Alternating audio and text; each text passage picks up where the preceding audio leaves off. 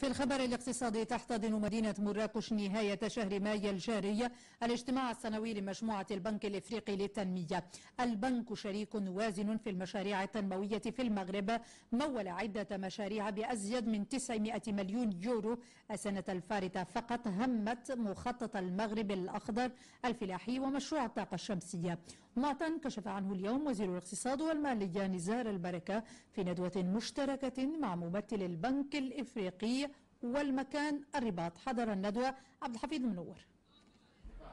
المغرب أول زبون للبنك الإفريقي للتنمية، وهو أحد مؤسسيه خلال ستينيات القرن الماضي، وهو الذي سيحتضن اجتماعه السنوي نهاية الشهر بمراكش.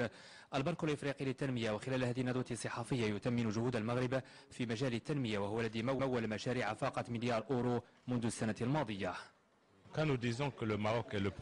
عندما نقول بأن المغرب أول زبون لبنكنا فهذا يعني بأنه البلد الذي يفيدنا، وبلغة الأرقام هناك ما يزيد عن مليار دولار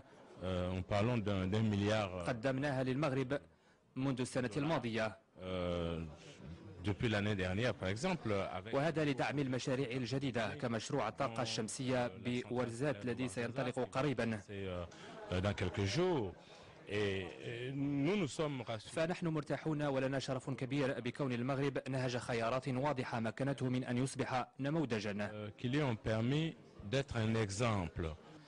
اختيار المغرب لاحتضان اجتماع البنك الافريقي للتنمية يبرهن على ثقة المؤسسات المالية الدولية في المغرب، وكذا الدعم القوي لهذه المؤسسات للمشاريع التنموية بالمغرب.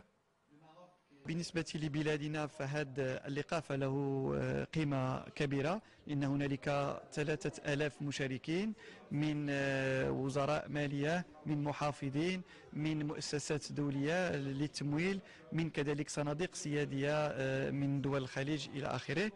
وهنالك كذلك إمكانية بالنسبة لبلادنا لتقديم نموذجنا التنموي. اجتماع مراكش الذي سيفتتح نهاية الشهر سيعرف تنظيم 75 ندوة واجتماعا، وذلك على مدى 5 أيام. ويذكر أن البنك الإفريقي للتنمية يدعم مشاريع التنمية بالمغرب في القطاعات الاجتماعية والمغرب الأخضر ومشروع الطاقة الشمسية بورزات وغير ذلك.